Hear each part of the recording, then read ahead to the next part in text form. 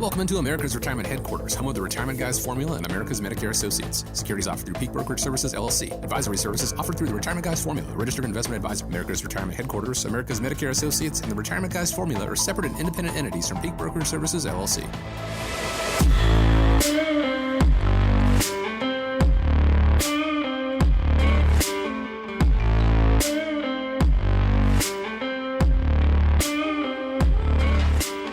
I'd like to welcome you into, and thank you so much for joining us here on America's Retirement Headquarters, the home of the Retirement Guys Formula and America's Medicare Associates with Nolan Baker and Dave Ross. And myself, my name is Chris Swan. 419-794-3030 is the phone number. It's 419-794-3030. The website is arhq.com. Today on the show, the difference an annuity can make in your retirement planning, what moves should you make 5 to 10 years out from leaving the workforce, and when you should consider estate planning before it's too late. All this and more, but first, let me check in with the guys. Nolan, Dave, glad to be with you. How you doing today?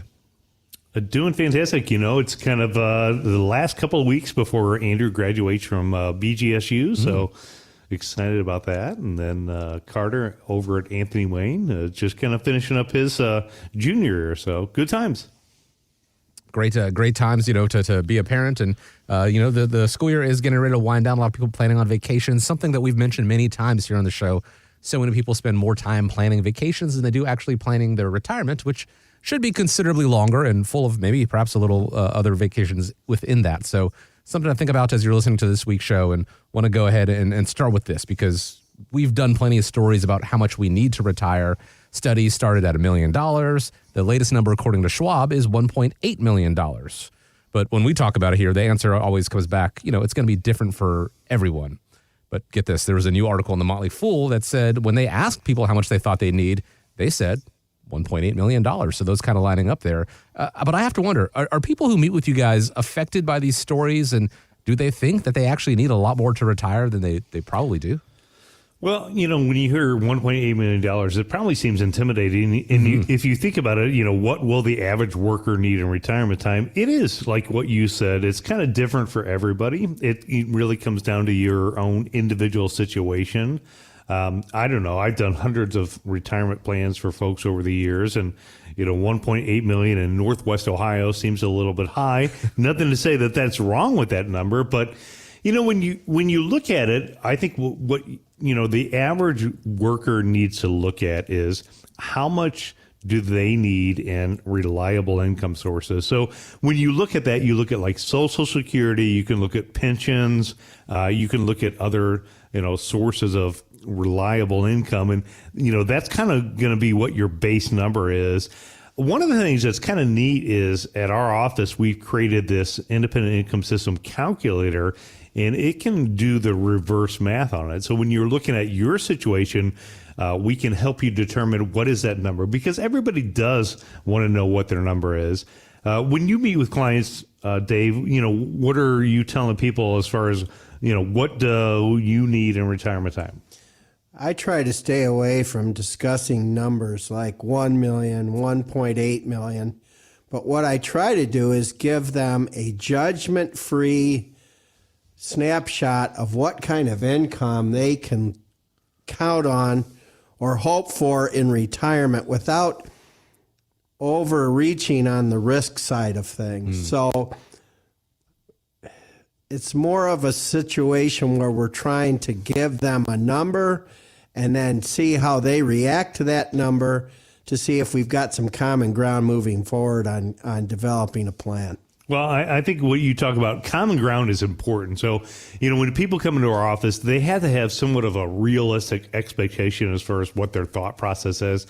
I know over the years I've met with people that, you know, haven't saved a whole lot, and their expectations of what retirement look like, you know, are not realistic. And, you know, one of the ways that we can figure that out for you is developing what is called the Retirement Team Action Plan. So within the Retirement Team Action Plan, what we're going to do is we're going to look at these numbers, and we're going to help map them out together to help you understand what does retirement look like what should be an expectation of your income in retirement. And then in addition to that, we'll talk to you about how to kind of position those assets, because as you talked about, some people may take too much risk, hoping that things work out. And, with the market, things don't always work out. So it's important to have kind of a plan, and that plan can help you figure it out. So the Retirement Team Action Plan can help you kind of walk through that math. And to find out more about the Retirement Team Action Plan, it's really easy. You just reach out to the team at America's Retirement Headquarters, 419-794-3030. You can also go to the website, arhq.com. You may have heard us talking about $1 million, $1.8 million, and Block that said, I'm never going to be able to save that much money, and I'm not going to, ever be able to retire. My challenge to you is to actually reach out to the team, sit down with them, discuss the independent income system, figure out how it all works together. You may find out that you shouldn't necessarily focus on the total number, but actually what your monthly income is going to look like, what your monthly income requirements are going to look like, and it may end up being more manageable than you thought, and certainly more reasonable, and that number may be drastically lower. So the number to keep in mind right now, 419-794-3030, or go to the website, and that's arhq.com. Now, I don't want to make it sound like it's all doom and gloom and people thinking that they'll never be able to retire. Actually, a new study from Fidelity found that they're actually feeling better about retirement, and well, they've got some pretty interesting plans once they do actually clock out for the last time. Here's Carrie Hannon from Yahoo Finance. So Fidelity found that 3/4 of Americans are now confident that they're going to be able to retire on their own terms. Now, that's great news, right? And the fun thing is that 2/3 of them say that they're looking forward to working for fun in retirement. They're still thinking about retiring between the ages of 61 and 62 when they're still healthy, but most of them are planning to work part-time, and that warms my heart because I'm a big fan of work. Certainly a positive outlook there. We've talked about people who don't think they're ever going to be able to retire, but on the other side of it, people who are wanting to work just out of a desire to. What are your thoughts about working in retirement? I think it's nothing but positive. I think if you look at it, there's a lot of great things that come out of it. When you look at working in retirement, some of the advantages are you get more financial stability. So in that quote there, they talked about somebody retiring at the age of 62. So, if you think about it, between 62 and 65, you have to figure out how to navigate the healthcare environment. And a lot of the times it comes down to getting what's considered affordable healthcare.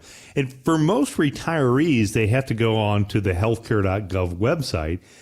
So if you can have an employment situation that gives you health insurance to bridge that gap between 62 and 65, it adds to that stability of finances. In addition to that, if you have some income coming in, maybe it's less withdrawals that you have to take from your 401k or other financial investments. Maybe it gives you the ability where you can delay, say, taking Social Security. Roughly 70% of people draw benefits before full retirement age. That gives you that ability. There's certainly a big social aspect to that. I think, last week we went out and had lunch with the team, and that social environment is a great thing. Sometimes people retire, they sit at home, and they don't have that social environment. They don't have that mental stimulation that you get.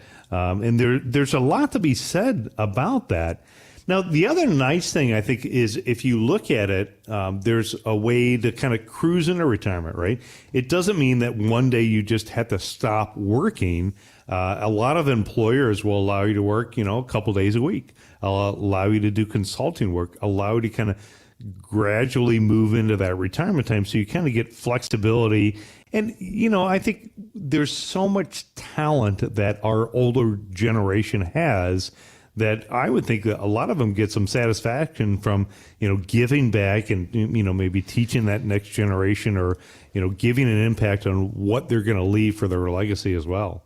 It's not just about continuing to work for the sake of money. Perhaps you're in a situation where, like we said, you could retire. We hope that is the case, but you may want that social interaction. You may want that purpose. Whatever it is, you still need to have a plan in place because, as we do know, sometimes that decision is taken out of our hands, be it layoffs or be it, health issues, or you just wake up one day and you decide that you no longer want to do it. That's what my dad did just a couple months ago, and he just decided he was done. But he had to have a plan in place to begin with to make sure that it all aligned. And so whether you are planning to work, for years to come, or you just want to know where you stand right now, having a retirement plan in place, having something like the Retirement Guys Team Action Plan in place to help you out, all starts with reaching out, setting up a time to speak with them. You can go to the website, arhq.com, or give a call if you like, 419-794-3030. One of the signs that we are headed for a recession is something that's called the inverted yield curve, which happens when you get paid more for a short-term bond than a long-term bond. But analyst Ed Yardini tells Yahoo Finance he doesn't think it's going to happen this time because, the Federal Reserve acted properly. And this notion that an inverted yield curve means that we're going to have a recession, what it really does is it predicts a process. It predicts a process that if the Fed continues to raise interest rates, something will break in the system, and that will lead to a credit crunch. And it's credit crunches that cause recessions. Well, the yield curve got it absolutely right again. And we did have a financial crisis last year, but the Fed came in and played whack-a-mole. That they whacked it right down with the liquidity facility. And we didn't get a credit crunch, so we didn't get a recession. I don't want to get too into the weeds here, but I can't help but feel like this sounds like something else that we can't control. What we can do, though, is prepare. What are you guys telling clients right now? Well, the term of a recession, it seems to me it's been going on for 4 years now, right? Mm-hmm. I mean, we've been talking about recessions on this show for multiple years now. Like, are we coming into a recession? Are we in a recession? And what is the definition of a recession, right? They even changed that. But it really doesn't change the belief and the philosophy that we have here at America's Retirement Headquarters. If you go and you Google the independent income system, it really kind of gives you the belief and the philosophy that we have. And with that being said, I think there are a couple things when we look at 2024. Number one, cash can be king, right? We have cash accounts currently now with money market accounts. They're the highest that I have seen since my children have been alive. So, for those investors that are looking at FDIC insured CDs or cash or money market accounts, there's some great rates that are out there. And with inflation, the numbers where they're at, it may be a little bit longer before the Federal Reserve actually has the ability to cut interest rates. Bonds, we talked about on the show, prior to interest rates going up, the interest rate risk in the bond fund market. But at some point when interest rates go down, bonds become, more attractive. We have now the stock market is close to or at an all-time record high, depending upon, what index that you look at. Bonds haven't really fully recovered. Even this year, bonds are still down a little bit. So at some point that becomes attractive. We talk about in some of our methodology when we look at the 5 key principles of what we like in investments. So cash rich, low debt, high profit, companies that have a competitive advantage and or are needed on a daily basis. These typically tend to be more defensive stocks. So again, whether we have a recession or not, I can pretty much guarantee you that my son's going to get up. He's going to have cereal for breakfast, and I'm going to, he's going to spill stuff. I'm going to get up, clean the kitchen counter. I can pretty much guarantee you after we get back from a trip, we're going out of town here in the next week. My wife's going to be like, I'm going to the grocery store next week. What do you want? I mean, she's going to go to the grocery store regardless of whether we're in a recession or not. Now, maybe she'll be more conscious about what she purchases. But again, grocery stores, those type of companies tend to be more defensive. I'm going to have a Coca-Cola. I'm going to have a Diet Coke, or, I'm going to go out to the golf course and, do the things that I'm used to doing. So defensive stocks. Now, Dave, in an earlier segment, you had talked a little bit about dividend paying stocks.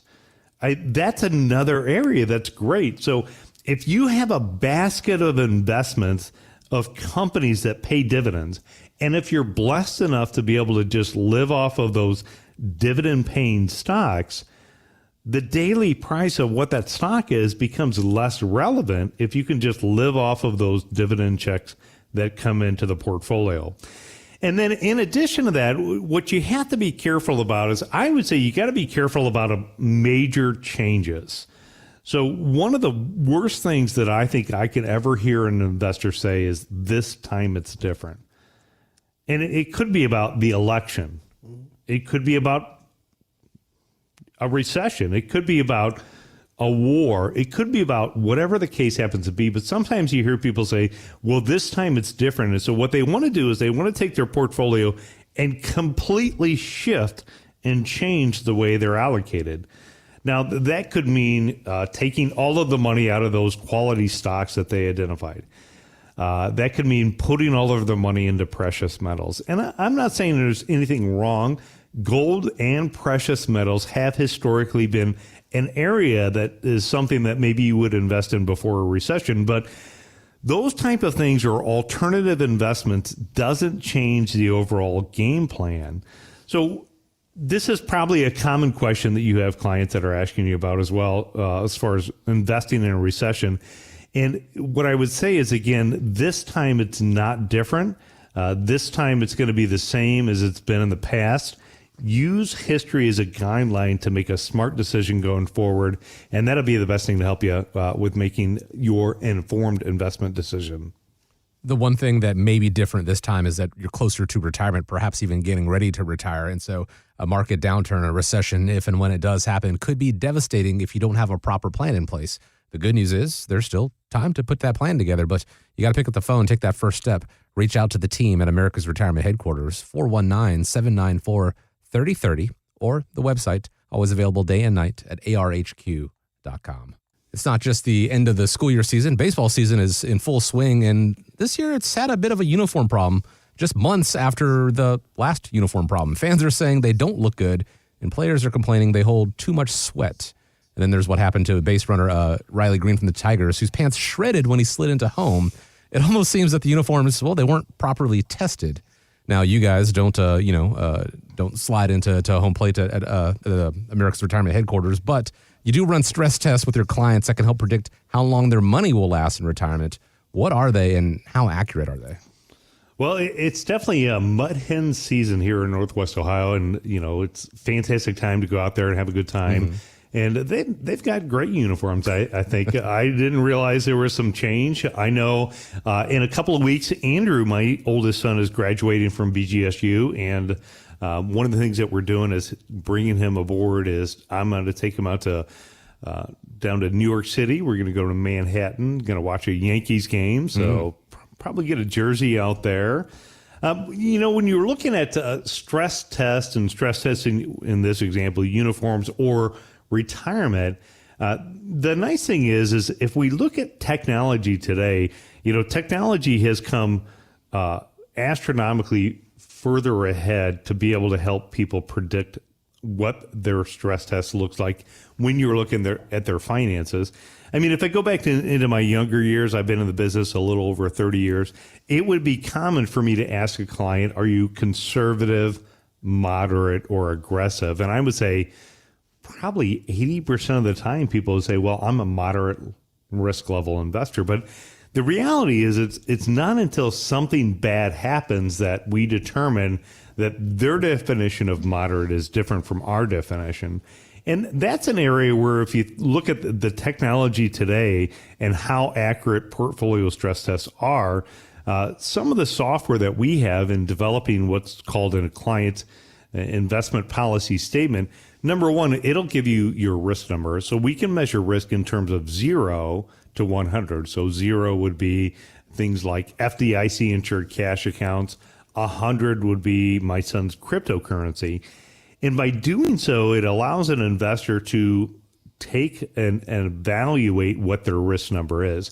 Then what we do is we have the ability where we can go through kind of a series of questions and determine what their comfort level is with risk. So if we run a stress test on a portfolio and let's say that the number comes back at 70, and the way the client answers the questions, they're comfortable with a 40, while the market is at an all-time record high, it may tell you that portfolio is kind of misaligned. Maybe they're taking more risk than what they're comfortable with.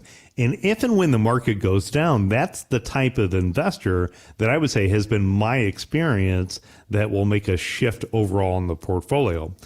Now, Dave, you probably do this a lot too, but the other thing that we do is we do what's called Monte Carlo analysis. So when we're running Monte Carlo analysis, we're looking at how much risk does a client need to take to achieve the outcomes that they're looking for? So in our example a minute ago, I was talking about somebody who maybe wanted to be a little bit more conservative. there's sometimes people that you run into that are ultra conservative. And even though the interest rates are higher today, being ultra conservative decreases the risk of them having enough money that's going to last the rest of their lifetime. Because when we're looking at retirement, we're looking at 20, 25, 30 years that money needs to last. So figuring out those numbers and stress testing the portfolio helps you figure out from a psychology standpoint, what are you as an investor comfortable with, as well as how does your portfolio need to be allocated to achieve the returns that you're looking at. Now, you spent, obviously decades working with people, looking at their portfolios, looking at, how much risk they should take. When you talk to clients about risk, what are the type of things that you're looking at? Well, first things first, we're managing to get them to a point where they can live a lifestyle that they want, and choosing risk within their investments that allow that to happen without there being an oh shucks moment when they just have suffered a big loss and realize that A, maybe they need to go back to work, or B, they really need to cut corners in how they're spending their money. I would say that when you look at the way a lot of the major indexes are set up, the S&P 500, over half the return comes from dividend yields from the companies that pay them. So if a client is invested in an index, and every month or every 3 months they stick out their hand and say, put those dividend payments in my hand, that's reliable income. And from that standpoint, it allows them to take maybe a little more risk than what they would be if they were investing in cryptocurrencies or leverage stuff. The average Joe is going to want to take a long-term view of risk, and the portfolio needs to match up with what they're comfortable with doing. And I think as they get to closer to retirement, that number needs to drop. And it's very interesting when we actually do the analysis, what the tests really show when you compare it to the answers that the client's giving you.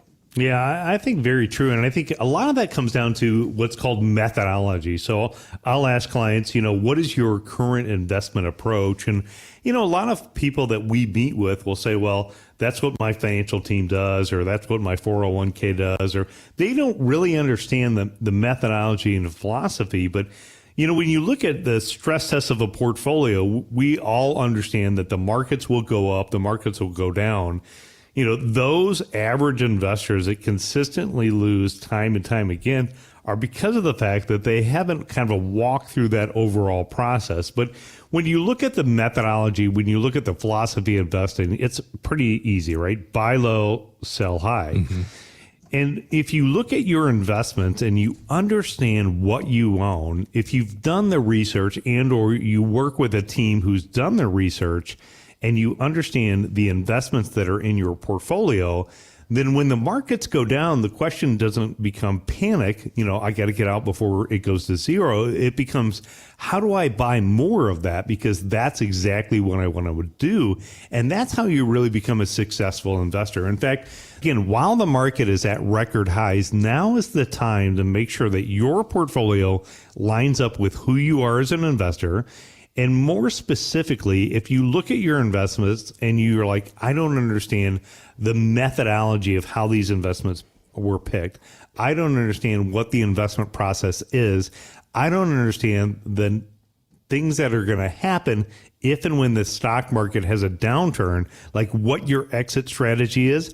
You're the type of person that really could benefit from that portfolio stress test. And in fact, one of the things that we do, if you're a listener and if you have more than $250,000 of investment assets, the retirement team action plan, that's part of the process that we go through. What we can do is collect the data on your investments. We'll run them through our software. We'll provide you a complimentary investment policy statement that shows you what your risk number is. Again, anywhere from 0 to 100. We'll take you through a series of questions, making sure that it lines up with you. And we will share with you our decades, years of experience to tell you, what are the steps that maybe you should take now to try to drive up the opportunities in the market, as well as maybe any threats that you're facing as well. So getting a portfolio stress test or a retirement action plan right now is probably the next step to do overall within your portfolio. And to do so, all you have to do is give a call, 419-794-3030, or go to the website, arhq.com. It's very easy to say that you're comfortable with taking on risk, from October of 2009 up until, early 2020, to say that you were comfortable with any degree of risk because you could essentially throw money at the market and turn a profit. But as risk has crept back into the picture and, even though we did have a robust year last year and continuing into this year, it's a good time to take a look because we're all certainly older and closer towards retirement than we were in 2009. And another market downturn, if you are spread too far out from the risk standpoint, could be devastating to your retirement prospects. So understanding where you actually are and then, if it doesn't really align with what in your head you think you should be, the team at the Retirement Guys Formula can help you dial back that risk and hopefully protect what you've got if and when another market downturn does happen. 419-794-3030 to find out more and schedule that retirement team action plan. 419-794-3030 and arhq.com. Now, in the first half of the show, we were actually talking about a target number that people are striving for to say that they're ready to retire. $1.8 million was the number that was being thrown out. And we had the conversation talking about how maybe you should focus more on how much you need annually or perhaps even monthly. So hypothetically, let's say if you decided you needed $50,000 a year in retirement for 30 years, what does that mean you would actually need to save? Well, if you took 4% of your money every year, it's about $1.2 million. So that is less than what we'd mentioned earlier. But surprisingly, if you took an annuity, if you used an annuity, you would need about $750,000 to accomplish the same thing. And on top of that, you'd probably be dialing back on your market risk. So I have to wonder, are people aware of this save less and get more feature when it comes to an annuity? I would say that over my 23 years as a financial advisor, it was commonplace 10 plus years ago for a client to say, you could talk to me about any kind of investment you want, just don't mention the word annuity. And I would kind of just smile and say, okay, I won't mention the word annuity. Here at America's Retirement Headquarters, we talk about the independent income system, which is positioning assets to be able to provide a guaranteed income that will cover all of your basic necessities, your basic costs of being retired. Well, the 4% rule was if you put all of your money into a portfolio and drew on 4% of it a year, your nest egg should last you around 30 years in retirement. Well, what's changed over the last 20 years? People are living longer. Healthcare related expenses are really skyrocketing. And what needs people will have for the money that they've saved up could very well change and pivot during their retired life. So when you talk about reducing your market risk, this is where actually looking at annuities can be a very positive thing because you're actually ensuring an income where you know exactly how much income that annuity investment is going to generate. But on top of that, a lot of annuities today give you a lot of flexibility in terms of if you need extended care or you need long-term care, that funds can be made available to pay for those kinds of expenses. So annuities are a big part of not only the independent income system, but they also are helping people to prepare for the unknown, which is how much money am I going to need for health-related expenses? What happens if there is a recession? What happens if the market takes a takes a nosedive, how can we protect what we've saved and minimize their overall risk? I tend to agree with you, Dave. Annuities are a very confusing topic. In fact, in my 30 years of doing this, when you look at annuities, I do get people that come in and say, I can talk to you about anything but annuities. And I love talking stocks, so we can talk stocks all day long. When you look at the philosophy of the independent income system, stocks are absolutely an important part of a portfolio for long-term growth. But if you think about the investor who had all of their money in the stock market, retired in 2007, and then when we had 2008, they were really upside down pretty fast. So an annuity is just a term. What it means is that it's a contract with an insurance company. And with a contract, there's pros and cons, like when we look at Judge Judy, right? It's what's in the contract that matters. You can get contracts that guarantee you a set interest rate for a set period of time. Right now what we have is we have interest rates the highest they've been in over 20 years. So sometimes that's attractive to people to lock in current interest rates. You have index annuities, which are contracts that can principally protect you against market loss, or you have other variable annuities. And variable annuities are the ones that I think typically get the bad rap. At least they get the bad rap from me because they tend to be the more expensive contracts. But again, there's pros and cons, as you talked about. Some of the contracts that are out there today offer enhancements for income payments if you need long-term care. So being that this is a confusing topic, one of the things that we're going to do for our listeners is we're hosting an event. It's May 14th and also May 21st. If you want to know about the truth about annuities, the pros and cons, the ins and outs, what I'd recommend that you do is go over to our website, arhq.com, and sign up to come out. It's at Mancy's Italian Grill here in Toledo. Again, May 14th or May 21st. We're going to spend a little over an hour kind of diving deeper into this topic. So whether you've thought about maybe is an annuity right for me, or even if you've bought an annuity and it's only 2 or 3 years old, there's been dramatic changes in the last year that this is an event that's worthwhile to come out to and find out what are the updates about the insurance companies of America and how do you make sure that you take and put these into a position that can give you a little bit more peace of mind, whether it's looking for that reliable income, whether it's looking for, protection against market loss, or looking for income that can last, hopefully for the rest of your lifetime. These are the type of things that we'll detail out that event, and we'll help you answer that question versus annuity and the 4% rule. If you've got the time, they'd love to have you out there at Mancy's either on May 14th or May 21st. You can find out more information, including how to go ahead and reserve your seat by going to the website, clicking on the events tab at arhq.com.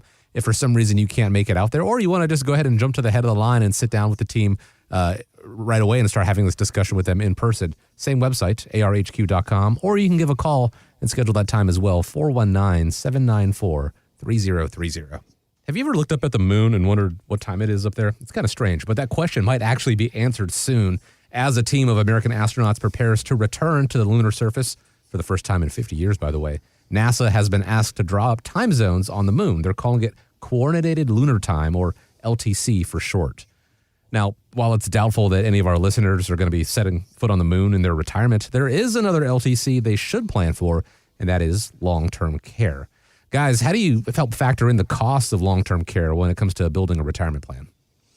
Well, I would say, just a couple of weeks ago, we had the solar eclipse here in Toledo. Mm-hmm. It was absolutely amazing. So, something that's kind of like that once in a lifetime type of an experience. And it was pretty darn cool. But when you're thinking about once in a lifetime experience of something that's not cool, it's thinking about, you or your loved one needing some type of long-term care.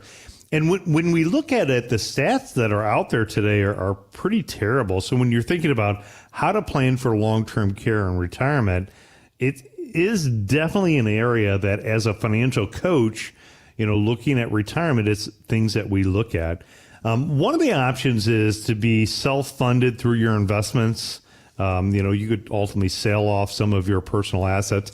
I know that I had a lady who had come into our office. She was single in retirement time, and she had build up a pretty substantial nest egg, and I would consider her to be self-insured. You know, if she needed long-term care, she could physically write a check for that and pay for that bill for a while. That's not to say, though, that paying dollar for dollar is the best choice in every situation. If you look at the philosophy of what we call the independent income system, which is our methodology, it really means don't put all your eggs in one basket. In this case, what it means is that some money should be positioned or set aside in an account that's designed to not have the risk of loss. You know, when you're thinking about the money that you need now or need within the next 5 years, it's money that you may want to have positioned protected against market loss because we don't know how the market will work out. Now, also, you should have a bucket of money that's designed to be a pay raise in the future. You know, things will get more expensive in the future. So in her example, what we did is we were able to show her how to take and reposition a portion of that money and put it into an account that down the road, 10 or 15 years from now, because she's still fairly young in her mid-60s, so, you know, most likely not going to need long-term care until 10 or 15 or longer down the road. But what the account did is it provided her a substantial amount of more money in the event that she needed long-term care. Now, Dave, I don't know about you, but, you know, working with clients over the past 30 years, there's the question of traditional long-term care insurance. So you being insurance licensed, when the question of traditional long-term care insurance comes up, you know, what's your typical answer back to people about that? When that subject comes up, the first thing out of their mouth is, oh my gosh, that's prohibitively expensive. And they're probably right. There were a lot of 5-10 years ago, there were a lot of companies that were offering standalone long-term care policies. But today, there's not very many at all. And the thing that really kind of got to the consumer on this one is they would pop them with premium increases whenever they wanted to. So, you know, a lot of people look at insurance and they say, okay, I'm going to pay this premium every year for the next X number of years. Well, that's a cost that, like, if you're paying for a life insurance policy, you know what you're going to pay for it. Long-term care, they could send you a 10% increase. They could send you an increase every year if they so wanted to. So looking for more flexible means of how to indemnify yourself against the costs of long-term care, I think that's one of the major challenges that people are faced with in their pre-retirement planning. So the standalone long-term care policy really doesn't fit the bill, and that's where some of these alternative concepts are really moving to the front of the class. Yeah, you're right. I mean, standalone long-term care insurance, it's kind of like car insurance or homeowners insurance. It's like if you have it and you need it, thank goodness that you have it. But if it not, it's like money out the window. So that's where it's been somewhat cost prohibitive for a lot of people. And that's where the industry has moved. I think, as you talked about in the last 10 years, they've kind of moved away from that approach. As I mentioned before, you can get these hybrid contracts. It's either through life insurance or annuities that have the long-term care, chronic illness, or critical illness rider. They allow you to accelerate those benefits while you're alive. So that way, you know, you or your family is going to benefit one way or another. Like if you have a life insurance policy that includes critical chronic illness rider. So if you get hurt, sick, or need it, or terminally ill while you're alive, you can take some of those death benefits while you're alive, pay for those bills, and or if not, then you can kind of pass them on as well. The other times I think people think that, well, I'm just going to rely upon the government to take care of me. And when we look at it, you know, because we do America's Medicare Associates, you know, Medicare planning is an important aspect for a lot of clients. We do it for, you know, pretty much anybody who's turning 65. But what they oftentimes don't realize is that Medicare is not going to cover most nursing home expenses. In fact, when you think about the government taking care of you, you're relying more upon what is called Medicaid. Here in Ohio, and it's a little bit different based upon what state that you live in, but in Ohio, they're essentially going to want you to spend down your assets. And if you're a married couple, you can keep things like a car, a bank account, maybe a prepaid funeral, maybe up to $100,000 of investment assets and some monthly income. But at the end of the day, even if you're single, they're going to want you to spend down those assets before Medicaid pays the bill.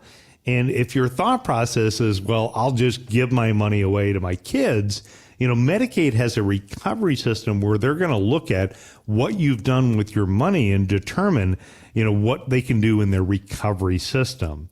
So when you're looking at planning for long-term care, I think one of the things that we can do, again, in our retirement team action plan, we're looking at taxes, asset protection, estate planning, and money management. As far as the asset protection segment is, there's going to be two areas that you're going to want to take advantage of this retirement team action plan. First of all, we're going to talk about non-crisis planning. So while you're young and healthy and can make some decisions, we'll talk about things like self-funding. We'll talk about things like standalone traditional long-term care insurance. We'll talk about some of the added riders that you can get in life and long-term care. We'll even walk you through how Medicare works and Medicaid and what the spend-down rules are. But the second thing is I oftentimes run into people that are literally right now writing the check out for a loved one that could be mom or dad that's in the nursing home. And they think, we're in crisis mode. We're just going to pay the bill until it gets to zero. But even in that situation, there's Medicaid attorneys that we have relationships with that there's still strategies. So even if you or your family is in a crisis mode, I would recommend that you pick up the call. Let's have a conversation. So either way you win, again, through the retirement team action plan. As people are living longer and longer these days, the chances of needing some form of long-term care assistance does increase significantly. And as we pointed out here, there's many different ways to take on that cost. The worst one of all of them is to say, it's not going to happen to me. Hope that's the case, certainly, but that can be a costly thing. Exploring other alternatives, it's part of that retirement team action plan, and to see how it all works together for you, and hopefully where a long-term care event isn't going to be working against you. The phone number, 419-794-3030. I ran across an article that talked about the 3 moves to make a month prior to retirement, which included checking up on emergency savings, nailing down the exit payment from your employer, seeing if you're able to access long-term savings penalty-free.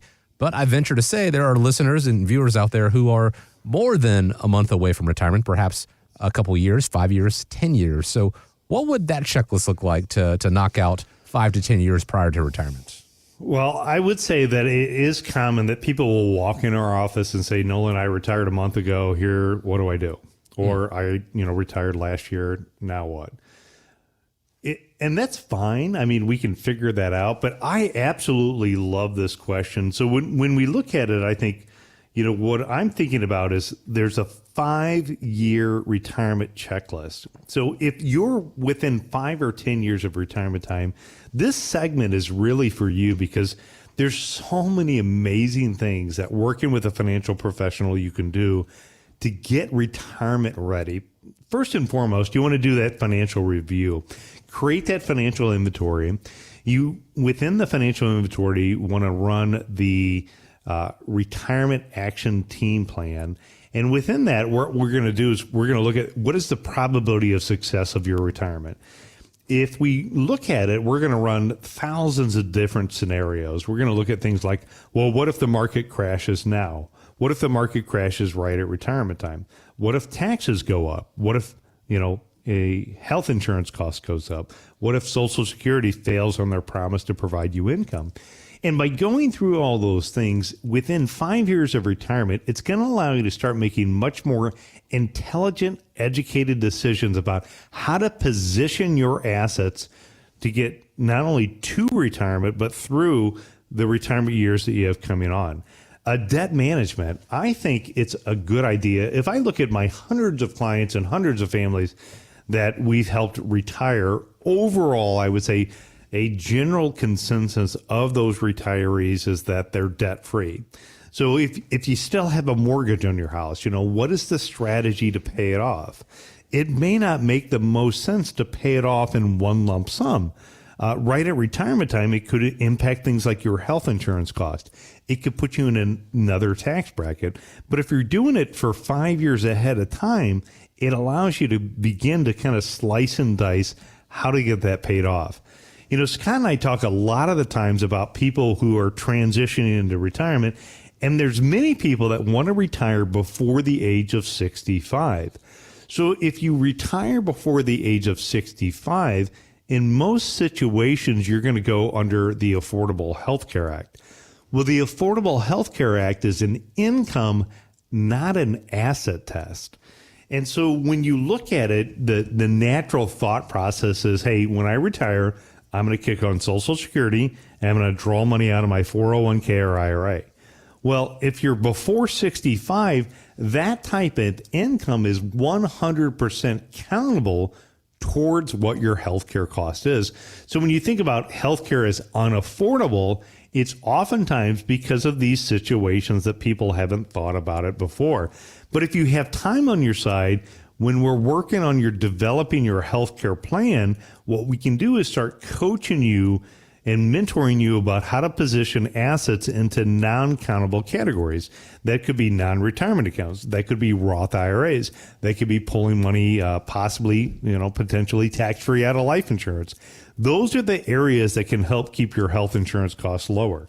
Social Security is another big topic. If we look at the stats that are out there, roughly 70% of people who retire are drawing Social Security before their full retirement age. And what that means is that they're accepting a lifetime income and reduction in benefits, not only for their lifetime, it also could impact how your survivor benefits work. So getting the right Social Security strategy in place, thinking through what's called the bridge.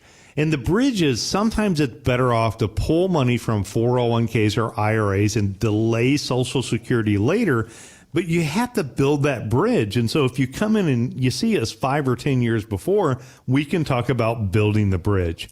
Budget's never a fun topic, right? Nobody likes talking about budgets, but within the independent income system, we're going to talk to you about what your minimum monthly income needs are. We're going to talk to you about what your ideal income needs are. We're going to help you develop a cash flow. Then, in addition to that, we're going to talk about, servicing and maintaining and getting things up to date. Another common thing that we'll see is, hey, I haven't updated my estate plan since my kids were little, right? And now their kids could be 35 years old, right? They probably don't need Aunt Judy watching over them anymore. It's maybe a good time to get their estate plans updated.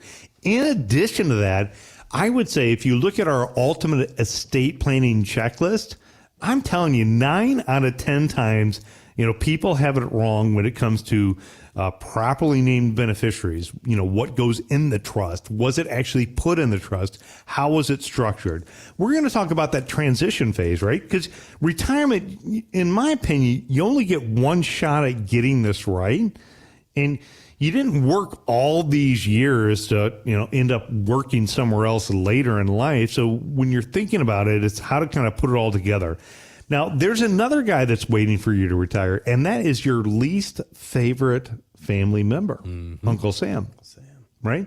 So in a majority of situations, what most families have been told is save and invest in tax-deferred 401ks and IRAs because when you retire, your tax rates will be lower. Now, Dave, I don't know about you, but I have yet to meet somebody who's healthy, moving into retirement time, that saved a bunch of money, that's going to sit on the porch and watch life go by. So tax rates are ultimately the same, if not higher, because now you have more free time where you can go take those trips, see the grandkids, spend money in retirement time. In addition to that, we have a government that is absolutely out of control with how they spent money. There's a massive amount of debt that if we think about the next 10, 15, 20 years, some politician in Washington or somebody's going to have to figure out, number one, how to stop spending our money, but number two, how to cut the massive amount of debt.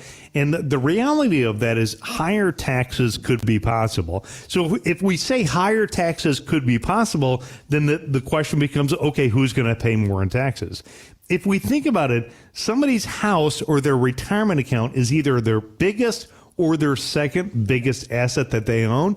So for those of you that have money in retirement accounts, I would say that your retirement account could be under the crosshairs of higher taxes in the future. And then, the last conversation is on the checklist is, again, figuring out that transition plan, putting it all together. And so if you thought about it, you said, you know what, I haven't figured out, how do I put this all together? You know what we do? That's what we do every day. That's what America's Retirement Headquarters does. And the way that we do that is through our retirement team action plan. So we're going to look at all those major areas, and we're going to have you come in here, give you, again, if you have more than $250,000 of investment assets, a complimentary report that helps you transition from what do I do today in my working years to how do I get that checklist before retirement. That's that retirement team action plan. It's certainly never too early. And if you're in that retirement red zone 5-10 years out, there are things you can be doing right now to have them help you walk you through the checklist. 419-794-3030. You can always find them online. That's at arhq.com. I want to thank you, as we always do, for joining us here on America's Retirement Headquarters, home of the Retirement Guys Formula and America's Medicare Associates. Hope you have a great week ahead of you. Guys, thank you so much for your time. And as we wrap up, I want to leave you with the final word. I would just say, you can remember when you think retirement, think America's Retirement Headquarters. It's home of the Retirement Guys Formula and America's Medicare Associates.